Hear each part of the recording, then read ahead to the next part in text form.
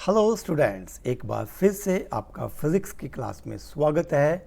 और आज हम लोग इलेक्ट्रिसिटी चैप्टर का लेक्चर नंबर 2 करेंगे और इस चैप्टर में हम लोग करंट के बारे में समझने की कोशिश करेंगे। तो 11.1 article of NCERT electric current and circuit. Before understanding what is current, let us try to understand in general what is term air current और water current। तो बच्चों, हमारे पास यहाँ पर एयर करंट या वाटर करंट की बात हो रही है। आप लोगों ने एसएसटी में ज्योग्राफी में पढ़ रखा है कि अलग अलग सीज के अंदर वाटर करंट फ्लो करता है। वाटर एक जगह से दूसरी जगह तक जाता है। सिमिलरली आप लोगों ने पढ़ रखा है अर्थ के ऊपर हवाएं, एयर एक जगह से दूसरी जगह तक फ्लो करती है because of pressure differences as well as temperature differences, right. तो यहाँ पर इन दोनों जगह हम करंट की बात कर रहे हैं। तो करंट का यहाँ पर मतलब है समथिंग इन मोशन, कुछ फ्लो कर रहा है, ठीक है। कुछ क्लोज पाथ में, कुछ लूप में फ्लो कर रहा है, चाहे वो एयर फ्लो कर रही हो चाहे वाटर फ्लो कर रहा हो। बट हमारा टॉपिक है इलेक्ट्रिक करंट। तो इलेक्ट्रिक करंट में हम लोग चार्ज के फ्लो करने की बात करेंगे। आई रिपीट, इलेक्ट्रिक करंट में हम लोग चार्ज के फ्लो करने की बात करेंगे, यानी कि flow of charge will make electric current. Flow of charge will make electric current. अब आपको पता है कि चार्ज भैया दो तरह का हो सकता है, positive charge as well as negative charge.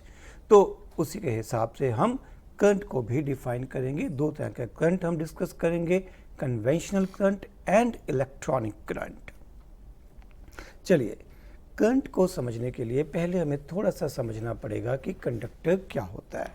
Conductor कोई भी ऐसा मटेरियल जिसमें से करंट यानी कि चार्जेस आसानी से पास कर सकते हैं। बेस्ट एग्जांपल हमारे पास मेटल्स हैं। Metals are good conductors of electricity. Of course these are good conductors of heat also, but हमारा आज का टॉपिक रहेगा electricity. So metals are good conductors of electricity, good conductor of electricity. और यहाँ पर मेरे पास एक कॉपर कॉइल है। तो बेसिकली कॉपर यहाँ पे शो करने का पर्पज़ है मेटल एंड सबसे ज़्यादा यूज़ होने वाला कंडक्टर है। क्लियर। अब इन जनरल क्या होता है कि जो कॉपर वायर है इसके ऊपर इंसुलेशन रहती है, जैसा कि आप इस डायग्राम में देख रहे हो। यहाँ पर इसके अंदर कॉपर वायर है, इसके ऊपर एक इंसुलेटेड जो है पीवीसी या प्लास्टिक की कोटिंग की गई है, राइट। तो अंदर की तरफ हमारे पास कंडक्टर रहेगा वायर के और ऊपर की तरफ एक इंसुलेटर रहेगा। और जब भी हमें सर्किट कंप्लीट करना है, कनेक्शन जोड़नी है, तो हम इस कंडक्टर को यूज़ करेंगे।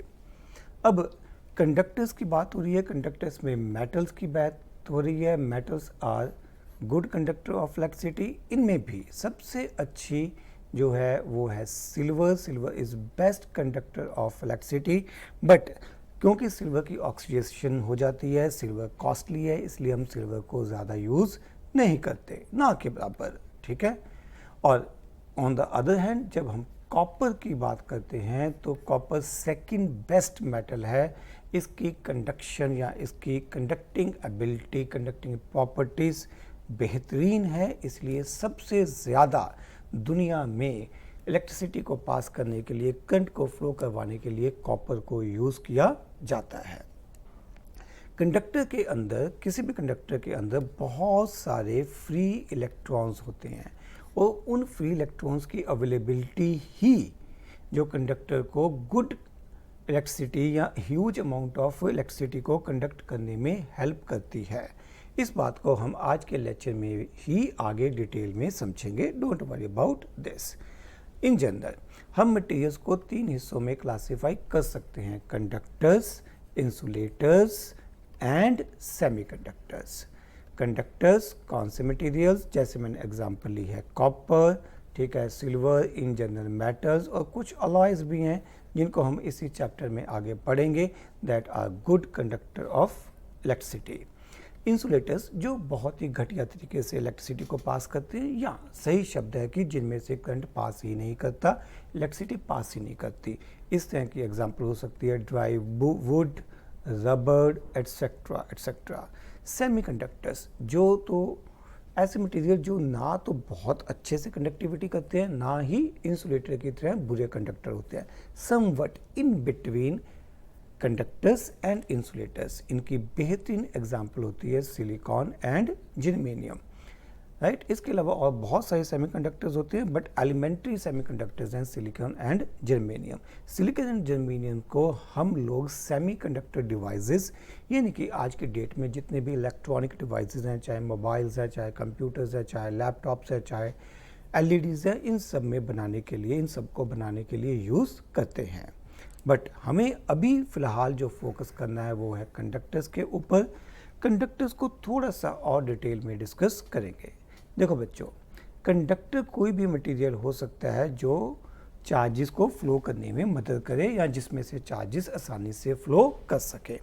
अब कंडक्टर्स को अगर क्लासिफाई करना हो कि कौन से मटेरियल में से कौन सा चार्ज फ्लो करता है, तो हम कुछ अलग अलग तरीक़ों से समझ सकते हैं। जैसे अगर मैं मेटल्स की बात करता हूँ, तो मेटल्स के अंदर फ्री इलेक्ट्रॉन्स अवेलेबल होते हैं।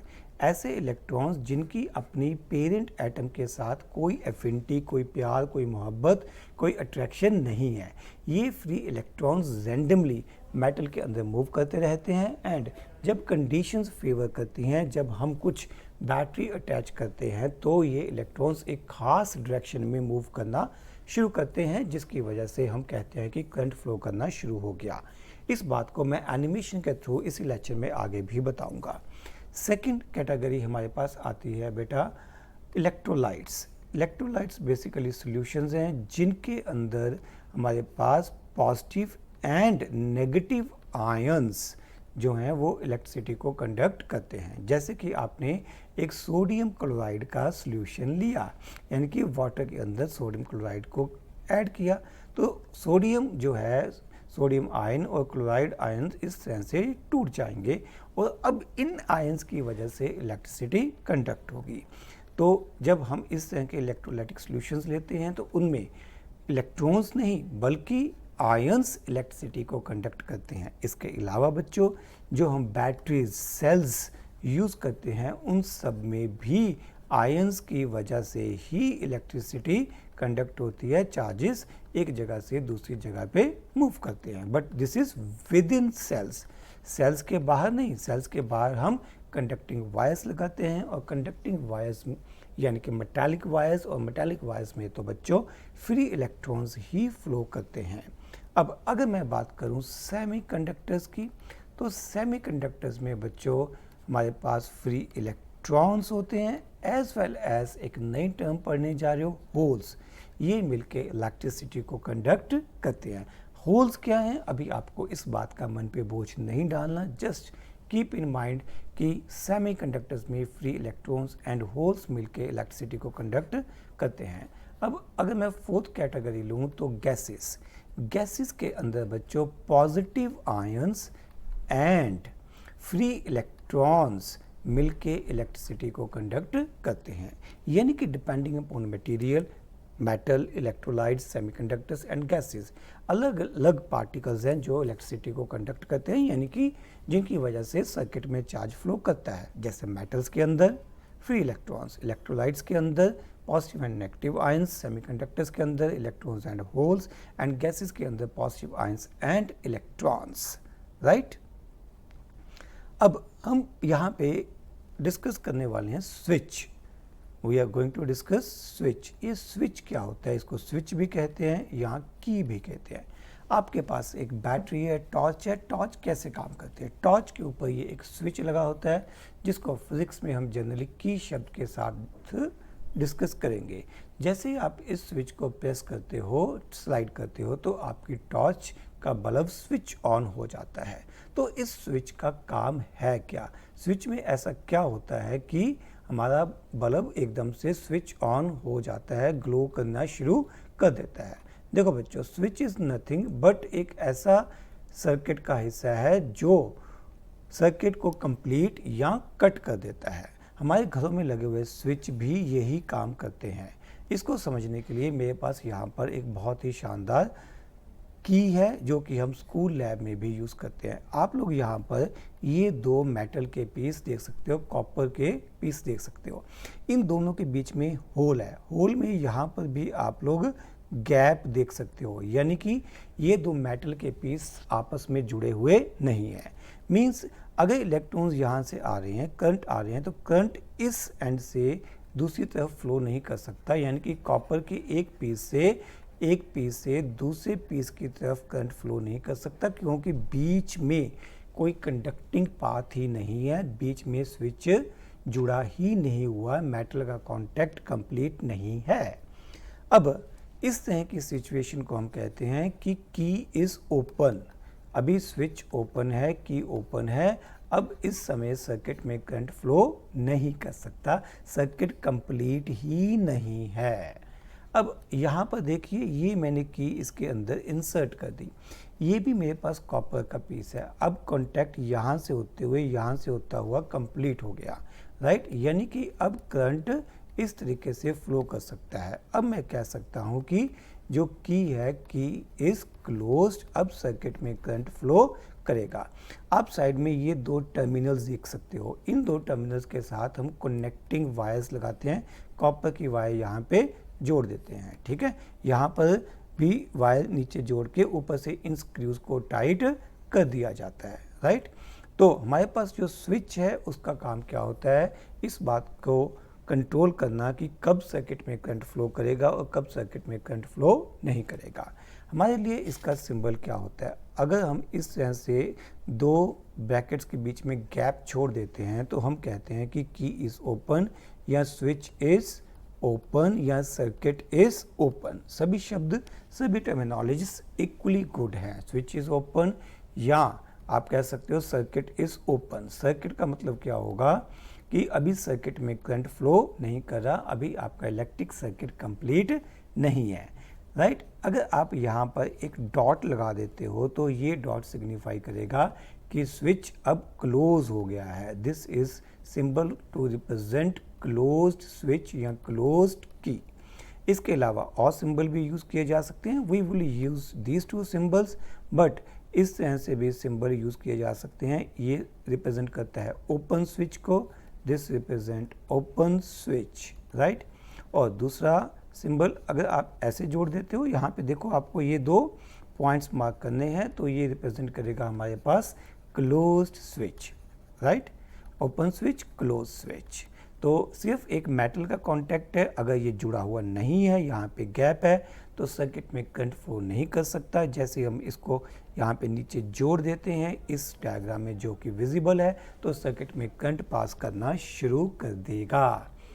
होप सो जो मैं समझा रहा हूँ सब लोगों को क्लियर हो रहा है। Okay, how do we express electric current. Electric current को हम लोग कैसे एक्सप्रेस करते हैं, कैसे मेज़र करते हैं, ये तो समझ में आ गया कि जब भी चार्जेस मूव करेंगे तो हम कहेंगे कि सर्किट में करंट फ्लो कर रहा है। बट क्वेश्चन ये है कि उसको मेज़र कैसे करना है, उसको एक्सप्रेस कैसे करना है। तो करंट को हम लोग डिफाइन करते हैं charge flow upon time taken. Simplest way में कितना चार्ज फ्लो किया अपॉन उस चार्ज को फ्लो करने में कितना टाइम लगा, ठीक है। अभी इसको और डिटेल में एक्सप्लेन करेंगे। आप यूं समझिए कि मान लीजिए मेरे पास ये एक कंडक्टर है, ठीक है। इस कंडक्टर को मैंने एक बैटरी या एक सेल के साथ जोड़ रखा है, जिसकी वजह से इसके अंदर करंट फ्लो कर रहा है। हालांकि अभी मैंने आपको बैटरी या सेल नहीं समझाया, बट कॉमन सेंस के थ्रू आपको इतना पता है कि घरों में हम जब करंट पास करना होता है, टॉर्च जलानी है, तो हमें सेल लगाने पड़ते हैं, ठीक है। दो सेल्स या दो से ज़्यादा सेल्स के कॉम्बिनेशन को हम लोग बैटरी कहते हैं। अभी मैं यहाँ पर बैटरी का सिंबल यूज़ नहीं कर रहा क्योंकि अभी मैंने बताया नहीं है। तो ये लीजिए, हमने एक बैटरी लगा दी, मान लीजिए इधर बैटरी का पॉजिटिव है और ये बैटरी का नेगेटिव है, जिसकी वजह से सर्किट में या इस कंडक्टर में चार्ज फ्लो करना शुरू कर दिया, राइट। तो यहाँ से चार्ज फ्लो कर रहा है। चार्ज को हमने किस सिंबल से डिनोट किया है आज बच्चों, क्यू। तो मैं ये कह रहा हूँ कि यहाँ से क्यू चार्ज फ्लो कर रहा है।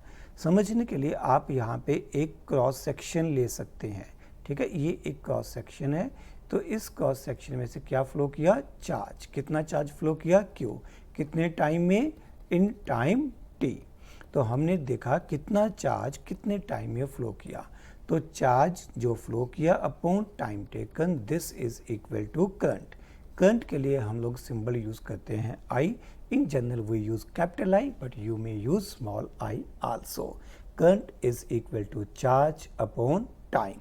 इसकी परफेक्ट डेफिनेशन में आप लोग कह सकते हो rate of flow of charge, flow of charge through any cross section of conductor, through any cross section of conductor is known as current.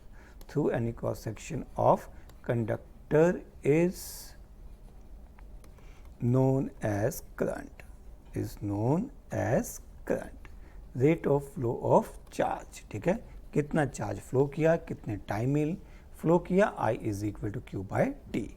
जो रेट ऑफ फ्लो शब्द है, इसकी परफेक्ट जो अंडरस्टैंडिंग है वो आपको बच्चों 11th 12th में जाके होगी। वहाँ पर हम इसको लिखते हैं I is equal to D Q by D T, ठीक है। ये मैथमेटिकल पार्ट है, इसको हम कहते हैं rate of flow of charge. But ये डेफिनेशन एज सच हमारी एनसीईआरटी में भी लिखी हुई है, that is why I mentioned it here. Clear. तो आपको मैथमेटिकली फार्मूला कैसे याद रखना है, कितना चार्ज कितने टाइम में फ्लो किया, I is equal to Q by T. Okay, now question arises what is direction of current. तो यहाँ पर मैंने मेंशन किया है कन्वेंशनल करंट। देखो बच्चों, अगर मैं कंडक्टर्स की बात करता हूँ तो हमें पता है कि कंडक्टर्स में एक्चुअल कौन मूव करता है। कंडक्टर में जब भी करंट पास करेगा तो इसका मतलब इलेक्ट्रॉन्स मूव करेंगे, ठीक है। क्योंकि कंडक्टर में फ्री इलेक्ट्रॉन्स अवेलेबल होते हैं, उनकी एक्सेस, उनकी ज़्यादा मात्रा, ठीक है, बहुत ज़्यादा फ्री इलेक्ट्रॉन्स अवेलेबल हैं, वही मूव करते हैं। बट जब करंट की इन्वेंशन हो रही थी तब लोगों को ये नहीं पता था कि कंडक्टर के अंदर इलेक्ट्रॉन्स मूव करते हैं, नेगेटिव चार्ज मूव करता है। तब लोग ये मान के चलते थे कि जो भी चार्ज पास कर रहा है वो पॉजिटिव है। इसलिए लोगों ने ये सोचा, साइंटिस्ट लोगों ने ये सोचा कि जो करंट है दैट इज पॉजिटिव चार्ज या फ्लो ऑफ पॉजिटिव चार्ज। इसलिए जब भी हम करंट की डायरेक्शन लेते हैं, जिसे हम कन्वेंशनल करंट की डायरेक्शन कहते हैं, वो हमेशा इस तरीके से ली जाती है as if positive charge is flowing in the circuit. यानी कि direction of flow of positive charge represent direction of conventional current, direction of conventional current। जैसे बच्चों हमने जो ऊपर वाली डायग्राम बनाई है, इसमें इलेक्ट्रॉन्स मूव कर रहे हैं from left towards right. But अगर मुझे इसमें करंट की डायरेक्शन मेंशन करनी हो तो I will say that current is flowing towards left, क्योंकि नेगेटिव इलेक्ट्रॉन्स का राइट को मूव करना is equivalent to positive charge का लेफ्ट को मूव करना। क्लियर। तो कीप इन माइंड दैट कि एक्चुअल में इलेक्ट्रॉन्स मूव करेंगे, बट कन्वेंशनली हम ये लेके चलेंगे कि direction of flow of positive charge is direction of conventional current. ये था कन्वेंशनल करंट, ठीक है। और 99.99999% हम लोग इसी को डिस्कस करते हैं। बट एक और टर्म रहती है डायरेक्शन ऑफ इलेक्ट्रॉनिक करंट, ठीक है। तो नाम से क्लियर है, इलेक्ट्रॉन वर्ड आ गया। इसका मतलब क्या होगा कि जिस डायरेक्शन में इलेक्ट्रॉन्स मूव कर रहे हैं उस डायरेक्शन को हम बोलेंगे डायरेक्शन ऑफ इलेक्ट्रॉनिक करंट। यानी कि इस केस में मैं ये कहूँगा this is direction of electronic current. But I repeat, इसको हम लोग कहीं पे भी यूज़ नहीं करते हैं। क्लियर।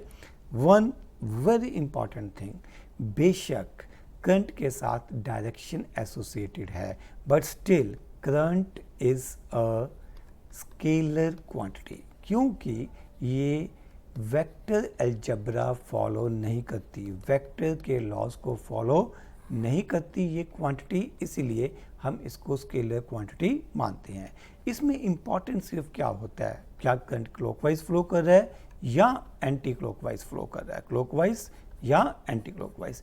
ये मेंशन या ये मैटर नहीं करता कि ये नॉर्थ को है, साउथ को है, ईस्ट को है, वेस्ट को है, टॉप को है या बॉटम को है। हम कहते हैं कि ये current is in same direction और इन अपोजिट डायरेक्शन। हम ये बात नहीं करते कि किस पर्टिकुलर एंगल पे करंट फ्लो कर रहा है। तो जब एंगल्स डायरेक्शन मेंशन करनी हो तब हम बात करते हैं वेक्टर क्वांटिटीज की। बट यहाँ पर keep in mind that current is a scalar quantity as it does not follow laws of vector algebra. अब हमारे पास यहाँ पर एक डायग्राम बनी हुई है। इस डायग्राम में आप लोग समझ सकते हो कि ये मेरे पास इलेक्ट्रॉन्स हैं, ये इलेक्ट्रॉन्स इस तरफ मूव कर रहे हैं, ठीक है। तो इलेक्ट्रॉन्स का फ्लो है टूवर्ड्स राइट इस डायग्राम में, तो मैं मान के चलूँगा कि जो कन्वेंशनल करंट है it is flowing towards left. तो इलेक्ट्रॉन्स के मोशन से अपोजिट डायरेक्शन में हमारा कन्वेंशनल करंट लिया जाएगा। यूनिट्स ऑफ करंट, हमारे पास करंट का फॉर्मूला क्या बना, charge upon time. Current is equal to charge upon time, right. अब चार्ज के यूनिट्स क्या पढ़ रखे हैं आप लोगों ने, कूलम। टाइम के यूनिट्स क्या पढ़ रखे हैं, सेकंड। तो करंट के यूनिट्स होते हैं एम्पियर, साइंटिस्ट के नाम से एम्पियर लिखा गया है। जब आप एम्पियर लिखोगे तो ए कैपिटल आएगा, जब पूरा एम्पियर लिखना है तो ए स्मॉल आएगा। कैपिटल ए से एम्पियर एज ए यूनिट नहीं लिखा जाएगा क्योंकि ये तो साइंटिस्ट का नाम बन जाएगा ना कि यूनिट्स, राइट। अब अगर 1 एम्पियर को डिफाइन करना हो तो मैं ऐसे कह सकता हूँ कि मेरे पास एक कंडक्टर है, इस कंडक्टर में से मैंने एक क्रॉस सेक्शन हिस्सा लिया, इस क्रॉस सेक्शन में से 1 कूलम करंट पास किया। How much, 1 coulomb of current flows through this cross section in a time of 1 second. तब मैं कहूँगा कि करंट फ्लोइंग इज 1 एम्पियर, यानी कि current through a conductor will be called 1 ampere if 1 coulomb of charge passes through any cross section in 1 second. I repeat, current through a conductor will be called 1 ampere if 1 coulomb of charge passes through any cross section in 1 second.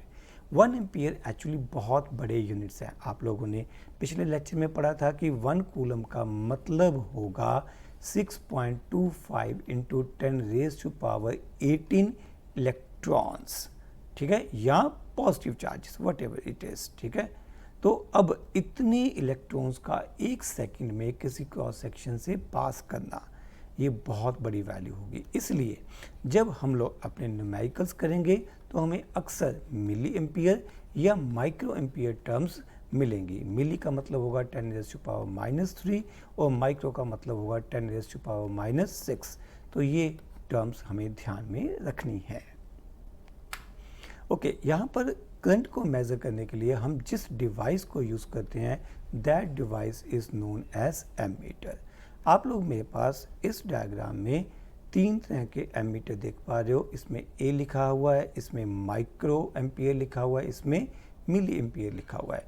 यानी कि ये जो first instrument है ये 0 से लेके 10 ampere तक read करता है।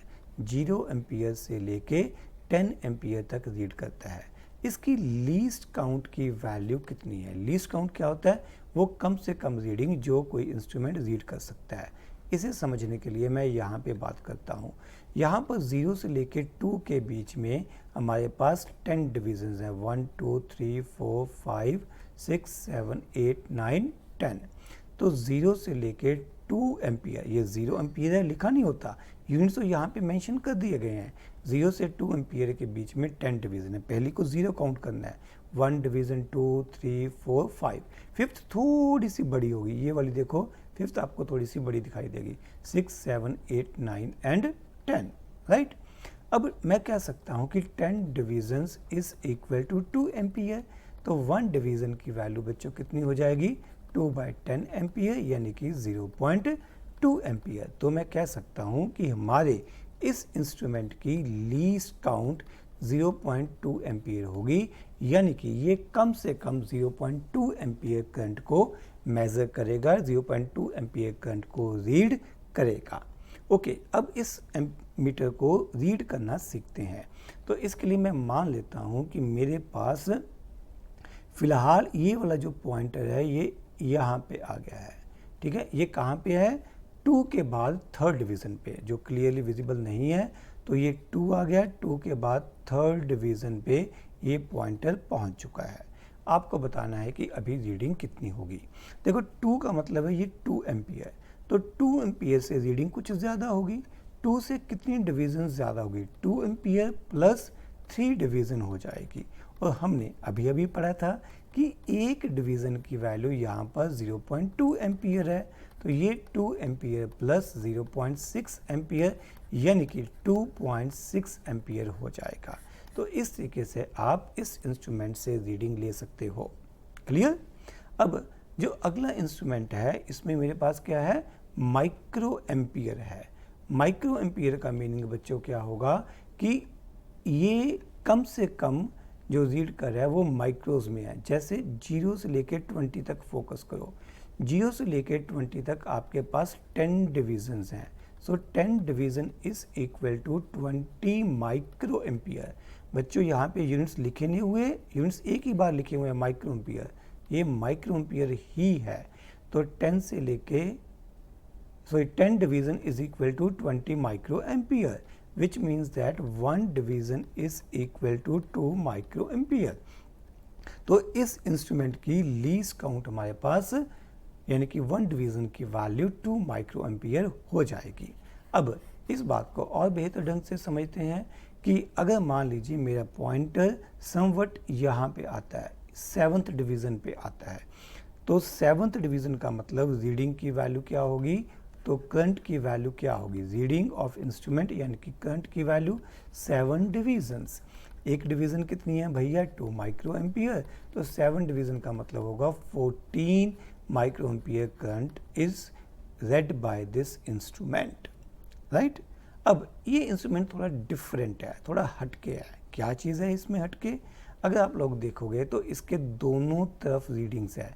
तो पॉइंटर जो है बिल्कुल सेंटर में है, सेंटर में 0 है, जबकि इन दोनों इंस्ट्रूमेंट्स में लेफ्ट मोस्ट एंड पे 0 थी। ऐसा क्यों? क्योंकि ये जो इंस्ट्रूमेंट है, सेंटर वाला इंस्ट्रूमेंट है, ये दोनों तरफ करंट मेज़र कर सकता है। तो अगर पॉइंटर हमेशा एक तरफ जा रहा है तो इसका मतलब करंट की डायरेक्शन सेम है।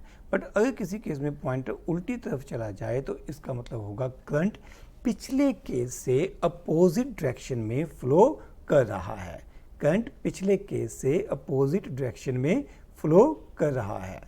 क्लियर? मीन्स ये जो इंस्ट्रूमेंट है जब पॉइंटर सेंटर में आता है तो ये करंट की डायरेक्शन को भी बताता है। अब सिमिलरली आपके पास ये थर्ड इंस्ट्रूमेंट है जो कि मिली एम्पियर्स में रीड करेगा। यहाँ पर 20 का मतलब होगा 20 मिली एम्पियर। 1 मिली हमारे पास होता है 10⁻⁻3, तो ये 20 इंटू 10⁻⁻3 एम्पियर हो जाएगा।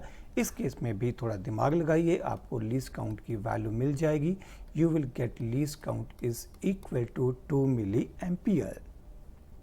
अब एम मीटर का सिंबल हमारे पास क्या होता है? आप ए लिखो और यहाँ पर ये 2 लाइंस खींच दो, this will represent M metre.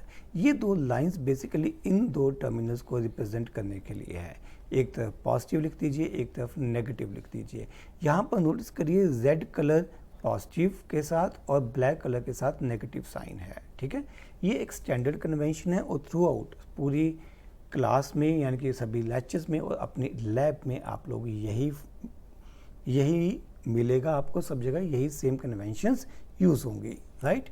तो एम मीटर इस तरह से, अगर मान लीजिए मिली एम मीटर है, आपको स्पेसिफाई करना है कि करंट कम फ्लो करेगा, करंट मिली एम्पियर में फ्लो करेगा, या आपको मेंशन करना है कि भैया करंट बहुत ही कम यानी कि माइक्रो एम्पियर में फ्लो करेगा। तो इस तरह से आप लोग रिप्रेजेंट कर सकते हो। ध्यान रखिएगा कि जो एम मीटर है इसकी खासियत है कि it is a low resistance device. ammeter is a low resistance device or it is always connected in series, always connected in series, ठीक है। Low resistance device which is always connected in series. अगर इसको गलती से parallel में जोड़ दिया जाए तो डिवाइस खराब हो सकती है। अब सीरीज़ क्या है, पैरेलल क्या है, ये सब हम लोग आने वाले लेक्चर्स में पढ़ेंगे। बट अभी तो आपको ये भी नहीं पता कि लो रेजिस्टेंस का मतलब क्या है ना। तो रेजिस्टेंस का मतलब होता है रुकावट। किस में रुकावट? करंट के पास करने में रुकावट, राइट। तो यहाँ पर लो रेजिस्टेंस डिवाइस का मतलब क्या है कि एमीटर करंट के पास करने में बहुत ही कम रुकावट पैदा करती है, बहुत ही कम रेजिस्टेंस लगाती है, राइट। ओके, अब हम बात करेंगे सेल्स एंड बैटरी के बारे में। तो यहाँ पर बच्चों हमारे पास ये एक सेल है जिसमें आप सेल की जो साइज़ के हिसाब से नाम रखा जाता है AA सेल है, ठीक है। यहाँ पर आप इसकी एक टिप देख पा रहे हो, इधर की तरफ भी एक कनेक्शन रहता है। तो एक सिंगल सेल है। डायग्राम में हम एक सिंगल सेल को इस तरीके से रिप्रेजेंट करते हैं, एक लंबी वर्टिकल लाइन और एक छोटी वाली। लंबी वर्टिकल लाइन पॉजिटिव साइन को और छोटी वाली नेगेटिव साइन को रिप्रेजेंट करती है। अगर आपको कभी ध्यान हो, आपने सेल को अच्छे से देखा हो, तो एक तरफ कहीं पे पॉजिटिव इसकी बैक साइड में कहीं होगा, कहीं पे पॉजिटिव और दूसरी तरफ कहीं पे नेगेटिव लिखा होगा। अगर किसी ने नहीं देखा तो आज घर पे ध्यान से चेक करना। अब जब बहुत सारे सेल्स को ऐसे सीक्वेंस में सीरीज वाइज लड़ी वाइज लगा देते हैं तो हम कहते हैं कि ये एक बैटरी बन गई। Means number of cells connected in series will represent a battery. ये मान लीजिए पॉजिटिव है, ये नेगेटिव, ये पॉजिटिव, फिर नेगेटिव, फिर पॉजिटिव, फिर नेगेटिव, फिर पॉजिटिव, फिर नेगेटिव। यानी कि एक सेल का नेगेटिव दूसरे के पॉजिटिव के साथ, दूसरे का नेगेटिव तीसरे के पॉजिटिव के साथ, तीसरे का नेगेटिव चौथे के पॉजिटिव के साथ जोड़ा जाए तो हम कहते हैं कि हमारे पास ये एक बैटरी बन गई। तो ये डायग्राम देखिए, इसमें मैंने दो सेल्स को जोड़ के एक बैटरी बनाई है। तो पहले का नेगेटिव, ये पहले का नेगेटिव था और ये दूसरे का पॉजिटिव था। इन दोनों को इस वायर के थ्रू जोड़ा गया है, which is known as connecting wire, right. तो ये दो सेल्स को जोड़ के एक बैटरी बनाई गई है। ऐसे ही आप अगर 3 सेल्स को जोड़ोगे तो ये एक बैटरी बन सकती है, और यहाँ पर अगर आप 4 सेल्स को जोड़ दोगे तो एक और बैटरी बन जाएगी। अब मान लीजिए कि एक बैटरी के लिए जो वोल्टेज हमें मेंशन की गई है वो है 1.5 वोल्ट। तो मैं कह सकता हूँ इस बैटरी का वोल्टेज 1.5 वोल्ट है, जिसे हम पोटेंशियल डिफरेंस कहते हैं। पोटेंशियल डिफरेंस को हम अभी अगले लेक्चर में पढ़ेंगे। यहाँ पर जब दो सेल्स आपस में जोड़ दिए जाएं, एक का नेगेटिव दूसरे का पॉजिटिव जोड़ा जाए तो 1.5 इंटू 2 यानी कि 3 वोल्ट की बैटरी बन जाएगी। यहाँ पर 3 सेल्स जोड़े गए हैं तो ये 4.5 वोल्ट की बैटरी बन जाएगी। यहाँ पर 4 सेल्स जोड़े गए हैं तो ये 6 वोल्ट की बैटरी बन जाएगी। एक चीज़ ध्यान रखिएगा, कभी भी पॉजिटिव के साथ बैटरी का पॉजिटिव या नेगेटिव के साथ नेगेटिव को कनेक्ट नहीं करना। जैसे अगर मैं यहाँ पर इस डायग्राम में नेगेटिव के साथ नेगेटिव जोड़ दूँ तो ये गलत हो जाएगा। मीन्स अब ये बैटरी नहीं बनेगी, बट होगा क्या, नेट पोटेंशियल डिफरेंस इस केस में 0 हो जाएगा। कुछ इस तरह से एक प्लस 1.5 वोल्ट हो जाएगा, दूसरा माइनस 1.5 वोल्ट हो जाएगा, और नेट पोटेंशियल डिफरेंस हमारे पास 0 वोल्ट हो जाएगा। फाइन। अब कई बार हमारे पास ऐसी बैटरीज होती हैं जिनकी वोल्टेज को हम अपने तरीके से अपनी ज़रूरत के हिसाब से एडजस्ट कर पाते हैं। उस तरह के केस में हम लोग सिंबल में एक एरो डाल देते हैं, ठीक है। ये एरो इस चीज़ को रिप्रेजेंट करने के लिए है कि ये जो बैटरी यूज़ की जा रही है वो वेरिएबल है, उसके पोटेंशियल को, उसकी वोल्टेज को हम लोग एडजस्ट कर सकते हैं। आप लोग स्कूल में इस तरह की बैटरीज जब यूज़ करोगे तो उनको एलिमिनेटर नाम से पहचानोगे, राइट। अब हमारे पास है बल्ब। बल्ब बेसिकली एक ऐसी डिवाइस जो कि हम लोग यूज़ करते हैं इलेक्ट्रिकल एनर्जी को कंज्यूम करने के लिए। जब आप सर्किट में बल्ब यूज़ करोगे तो बल्ब ग्लो करेगा, तो इलेक्ट्रिकल एनर्जी जो है वो हीट या लाइट एनर्जी में कन्वर्ट होगी। हम लोग अपने सबसे बेसिक सर्किट में बल्ब लगाएंगे तो बल्ब को यहाँ पर इस तरीके से रिप्रेजेंट किया जाता है। क्लियर। बल्ब के डिफरेंट पार्ट्स क्या हैं इसको हम आने वाले लेक्चर्स में हीटिंग इफेक्ट्स ऑफ करंट में पढ़ेंगे। This is symbol of bulb. आप लोग ऐसे रिप्रेजेंट कर सकते हो। अगर आप इसके ऊपर एक सर्कल भी लगा दोगे तो भी ये बल्ब को ही रिप्रेजेंट करेगा। Both are symbols for bulb. Simple electric circuit. Simple electric circuit क्या होता है? A continuous and closed path of an electric current is called an electric circuit. एक कॉन्टिन्यूस यानी जिसमें लगातार करंट फ्लो करता रहे। करंट फ्लो करने का मतलब होगा कि लगातार चार्ज फ्लो करता रहे। क्लोज पाथ यानी कि ऐसा नहीं है कि चार्ज एक तरफ से आ रहा है दूसरी तरफ जा रहा है, चार्ज लूप में घूमना चाहिए, ऐसे लूप में चार्ज को घूमना पड़ेगा, ठीक है। That will represent electric circuit. Clear? जब करंट क्लोज पाथ में घूमता रहे और लगातार घूमता रहे तो हम कहते हैं कि हमने एक सिंपल इलेक्ट्रिक सर्किट बना लिया। चलिए एक सिंपल इलेक्ट्रिक सर्किट यहाँ पर बना के देखते हैं। We will start with bulb. Bulb जिसको हमने ग्लो करना है, विद सर्कल और विदाउट सर्कल दोनों ही बल्ब को रिप्रेजेंट करेंगे। उसके बाद यहाँ पर बल्ब के साथ हम लोग जोड़ेंगे बैटरी और की। तो मैं यहाँ पर पहले एक बैटरी बना देता हूँ और एक की बना देता हूँ, राइट। अब ये तीन कंपोनेंट्स हैं जिनको जोड़ के हमें इलेक्ट्रिक सर्किट कंप्लीट करना है। अब बल्ब को इस बैटरी के साथ कैसे जोड़ना है? तो यहाँ पर ये येलो कलर से एक लाइन बना दी, ठीक है। यहाँ पर भी येलो कलर से एक लाइन जो कि बैटरी के नेगेटिव टर्मिनल को की के साथ जोड़ रही है, और की के दूसरे एंड से मैंने एक वायर ली और बल्ब के साथ कनेक्ट कर दी। तो यहाँ पर मेरे पास 1, 2 एंड 3 मेरे पास तीन कनेक्टिंग वायर्स हैं। तीन कनेक्टिंग वायर्स हैं। ये जो कनेक्टिंग वायर्स हैं बच्चों, these are made up of copper, और इन कनेक्टिंग वायर्स की रेजिस्टेंस बहुत कम होती है। ये करंट के फ्लो करने में ना के बराबर रुकावट डालती हैं, इसलिए इनके सर्किट में लगे होने से कोई खास फर्क नहीं पड़ता। इनकी प्रेजेंस, इनके होने या इनकी एब्सेंस, इनके ना होने से सर्किट में जो करंट फ्लो कर रहा है उसकी वैल्यू के ऊपर कोई फर्क नहीं पड़ता। इस बैटरी की जो लंबी लाइन है उसको हम पॉजिटिव के साथ डिनोट करते हैं, छोटे वाली लाइन को नेगेटिव के साथ। अभी हमारी की ओपन है। की ओपन का मतलब है कि फिलहाल सर्किट ओपन है। जब सर्किट ओपन होगा तो कोई करंट फ्लो नहीं करेगा। जैसे ही मैं की के अंदर एक डॉट लगा देता हूं, इसका मतलब मैंने सर्किट कंप्लीट कर दिया है, सर्किट अब क्लोज हो गया है। अब इस क्लोज सर्किट में करंट फ्लो करना शुरू करेगा। करंट की डायरेक्शन आपको कौन सी लेनी है? जिस डायरेक्शन में पॉजिटिव चार्ज फ्लो करेगा। तो इस बैटरी के पॉजिटिव से चार्ज यानी कि करंट फ्लो करना शुरू करेगा और ये कंप्लीट लूप बनाएगा। कंप्लीट लूप का मतलब क्लोज पाथ बनाएगा। मींस अगर चार्ज पॉजिटिव से निकला है तो ये घूम के सभी वायर्स में से होता हुआ, की में से होता हुआ, बल्ब में से होता हुआ वापस बैटरी तक जाएगा। ऐसा नहीं हो सकता कि चार्ज रास्ते में ही कहीं रह जाए। जितना चार्ज इस बैटरी ने दिया है उतना ही चार्ज बैटरी वापस भी लेगी। So this is diagram of simple circuit. यहाँ पर बच्चों मैं एक एमीटर भी लगा सकता था जो कि ये मेज़र करने के लिए यूज़ किया जाएगा कि सर्किट में कितना करंट फ्लो करता है। हम लोग एक बार फिर से सर्किट डायग्राम बनाएंगे और इस बार सर्किट में एक एमीटर लगा देंगे। Ammeter should be connected in series. Series का मतलब लाइन वाइज लगाया जाना चाहिए। तो यहाँ पर मैंने बाकी सारे कंपोनेंट्स के साथ एक एमीटर भी लगा दिया है, राइट। ये की मैं लगा रहा हूँ, इंसर्ट कर रहा हूँ, यानी कि स्विच मैंने क्लोज कर दिया है, यानी कि सर्किट क्लोज है और सर्किट में अभी करंट फ्लो कर रहा है। जो बैटरी की लंबी लाइन है वो पॉजिटिव को और छोटी वाली लाइन नेगेटिव को रिप्रेजेंट करेगी। ये बल्ब है, जब करंट पास करेगा तो ये बल्ब ग्लो करेगा, लाइट एमिट करनी शुरू कर देगा।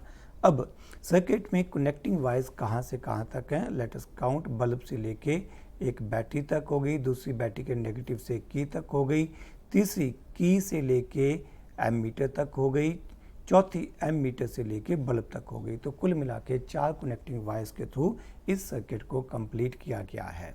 सर्किट में करंट किस डायरेक्शन में फ्लो करेगा? जिस डायरेक्शन में पॉजिटिव चार्ज फ्लो करता है, यानी कि बैटरी के पॉजिटिव टर्मिनल से करंट को बाहर निकालेंगे, सर्किट में से होता हुआ ये वापस बैटरी के पास आ जाएगा। बैटरी जितना चार्ज देगी पर सेकंड उतना ही चार्ज बैटरी वापस भी लेगी। अब यहाँ पर एमीटर की प्रेजेंस से हमें सर्किट में कितना करंट फ्लो कर रहा है वो मिल जाएगा, राइट। अब यहाँ पर मैंने कुल मिला के 4 कंपोनेंट्स लगाए हैं, एक बल्ब, एक एमीटर, एक की और एक बैटरी। इन चारों को मैं कैसे मर्जी आगे पीछे अरेंज कर दूं कोई फ़र्क नहीं पड़ेगा। यानी कि अगर मान लीजिए मैं एमीटर को इस तरफ लेफ़्ट साइड में और बल्ब को मैं राइट साइड में कर देता हूं तो भी सर्किट में सेम बैटरी के साथ same amount of current he flow करेगा। इनफैक्ट जब तक ये सभी एक ही लाइन में लगे हुए हैं तो मैं किसी भी कंपोनेंट को जैसे मर्जी आगे पीछे कर दूं, सर्किट के ऊपर कोई फ़र्क नहीं पड़ेगा।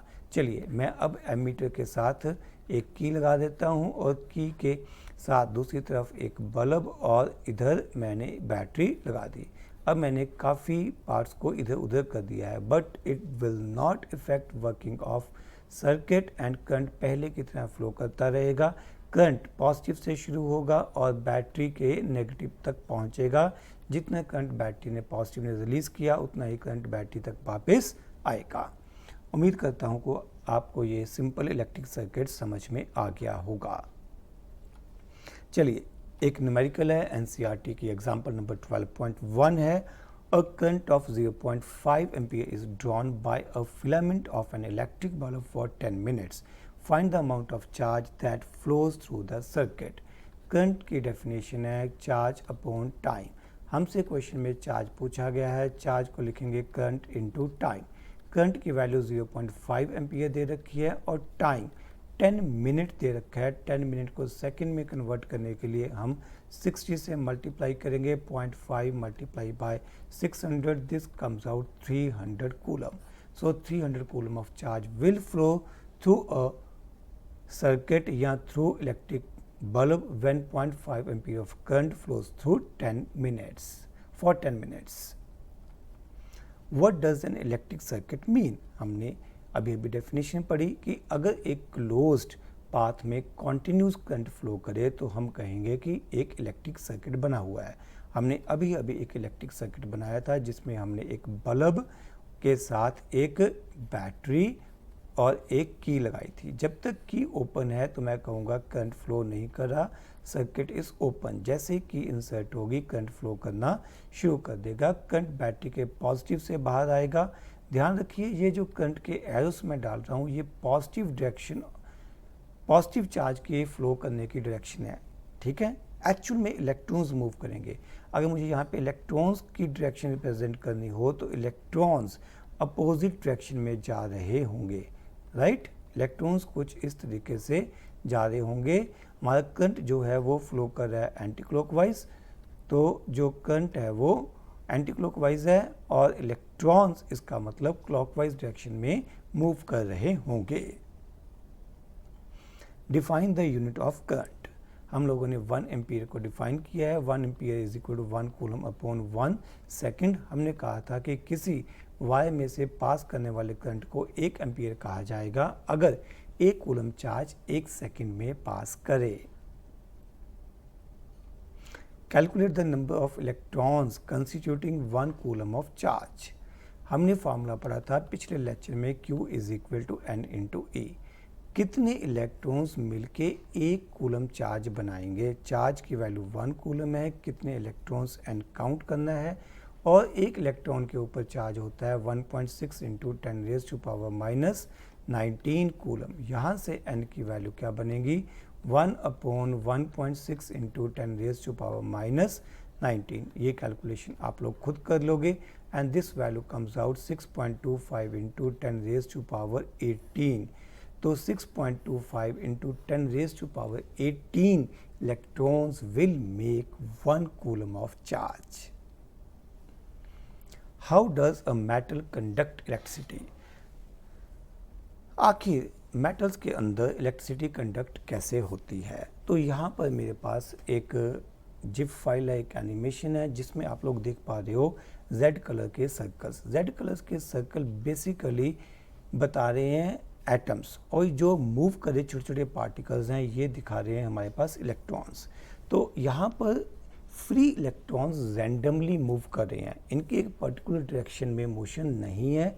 These are moving randomly and net motion in any particular direction is 0।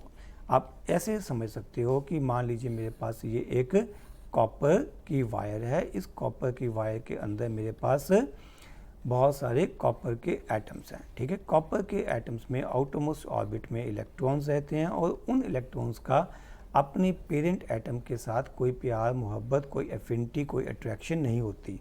और जैसे इनको थोड़ी सी एनर्जी मिलती है जो कि रूम टेम्परेचर पे मिल जाती है, ठीक है, थर्मल एनर्जी मिल जाती है, उस थर्मल एनर्जी की वजह से ये इलेक्ट्रॉन्स फ्री हो जाते हैं और जो लैटिस स्पेस के अंदर खाली जगह पड़ी हैं उन खाली जगह में ये रैंडमली मूव करना शुरू कर देते हैं। इन फ्री इलेक्ट्रॉन्स की किसी पर्टिकुलर डायरेक्शन में कोई वेलोसिटी नहीं होती, यानी कि मैं ये कह सकता हूँ कि इन फ्री इलेक्ट्रॉन्स की नेट वेलोसिटी ज़ीरो होती है या एवरेज वेलोसिटी की वैल्यू ज़ीरो होती है। All these are moving but there is no net motion in any particular direction, and hence we can say that net velocity of all these electrons when moving randomly at room temperature is zero.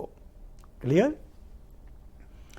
अब हमारे पास यहाँ पर एक animation है जिसमें हम ये समझने की कोशिश करेंगे कि किस तरह से इलेक्ट्रॉन्स या चार्ज पार्टिकल्स मूव करते हैं।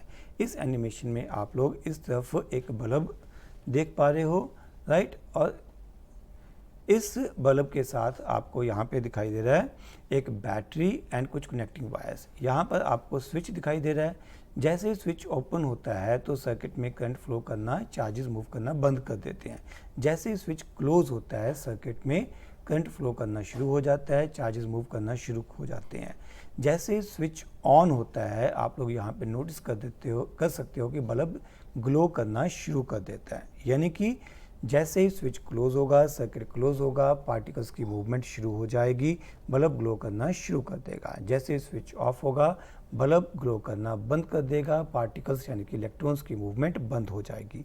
इस एनिमेशन में आप इलेक्ट्रॉन्स की मूवमेंट देख रहे हो, तो ये करंट की मूवमेंट से अपोजिट है, यानी कि अगर मुझे करंट की डायरेक्शन दिखानी हो तो मैं करंट की डायरेक्शन इस तरह से दिखाऊंगा, current will flow in this direction.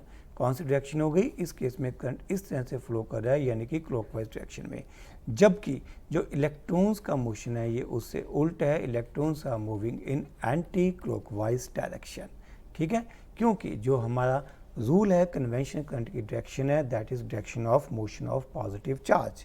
और एक्चुअली हमें पता है कंडक्टर्स के अंदर, मेटल्स के अंदर फ्री इलेक्ट्रॉन्स मूव करते हैं, तो इसलिए दोनों की डायरेक्शन अलग अलग आएगी, हमेशा अपोजिट आएगी।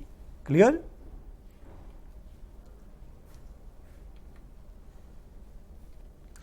अब हम लोग यहाँ पर एक एनिमेशन के थ्रू ये समझने की कोशिश करेंगे कि किस तरह से सर्किट में करंट फ्लो करता है। आप लोग इस एनिमेशन में पहले कंप्लीट मॉडल देखोगे। इस कंप्लीट मॉडल में आप लोग देख सकते हो कि हमारे पास यहाँ पर एक कॉपर का कंडक्टर है, ये कनेक्टिंग वायर्स है, और इधर हमारे पास बाकी का सर्किट है। हर एक पार्ट को मैं वन बाय वन करके एक्सप्लेन करूँगा। Let us start with voltage supply, battery, या जिसे हम सेल कहते हैं। तो यहाँ पर आप सेल को देख पा रहे हो जिसको हाईलाइट किया जा रहा है, क्लियर। और उसके बाद हमारे पास है इलेक्ट्रिक कंडक्टर, यानी कि ये जो वायर्स जिसको मैंने कनेक्टिंग वायर्स कहा था, इनको आप लोग यहाँ पर देख पा रहे हो, right. Can you see connecting wires? Fine. अब इन कनेक्टिंग वायर्स में, इन कनेक्टिंग वायर्स की प्रेजेंस कोई करंट को कंट्रीब्यूट,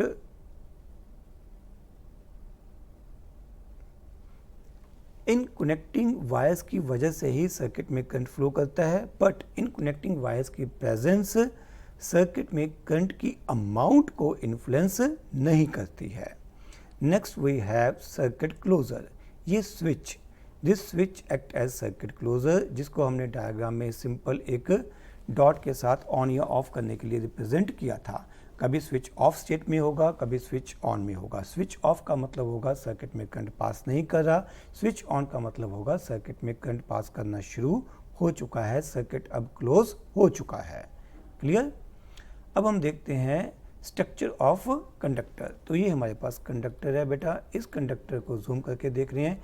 यहाँ पर जो येलो कलर के स्फीयर्स आप देख रहे हो, these are copper atoms. These copper atoms are moving at their positions. ये अपनी जगह छोड़ के नहीं जा सकते, ये रैंडमली मूव करते रहते हैं। Copper atoms keep on moving randomly, they don't leave their positions, right. तो रूम टेम्परेचर पे ये रैंडमली इस तरह से मूव करते रहते हैं। बीच में आप पिंक वाले, मैं एटम्स को, अभी कॉपर एटम्स को हाईलाइट कर रहा हूँ, यू कैन सी हियर कि copper atoms are randomly moving, clear. और अब देखिए फ्री इलेक्ट्रॉन्स, फ्री इलेक्ट्रॉन्स यहाँ पे आपको दिखाई दे रहे हैं।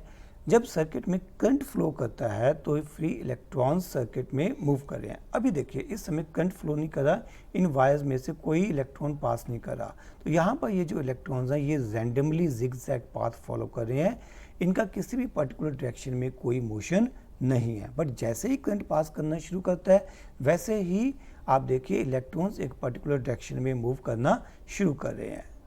Getting my point. तो अब देखिए इलेक्ट्रॉन्स इस समय मूव नहीं कर रहे हैं, there is no net motion, ठीक है। बट जैसे ही सर्किट क्लोज होगा, जैसे ही सर्किट क्लोज होगा इलेक्ट्रॉन्स एक तरफ से एंटर करना शुरू करेंगे और दूसरी तरफ से बाहर जाना शुरू कर देंगे। तो एक बार डायग्राम को ओवरऑल देखेंगे, अब आपको बेहतर ढंग से समझ में आ रहा होगा। स्विच ऑफ है, इलेक्ट्रॉन्स सिर्फ अंदर अंदर मूव कर रहे हैं, no net movement of charges. But जैसे ही स्विच ऑन होगा you will notice that circuit में कंडक्टिंग वायर्स के थ्रू, सेल के थ्रू इलेक्ट्रॉन्स मूव करना शुरू कर देंगे।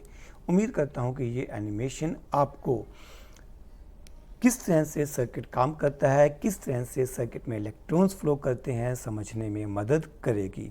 इसी के साथ हम अपना आज का लेक्चर यहीं पे ख़त्म करेंगे। अगले लेक्चर में हम जो ये बैटरी लगाई है, सेल लगाया है, उसकी पोटेंशियल के बारे में समझने की कोशिश करेंगे। नमस्कार, सत श्री अकाल, आदाब।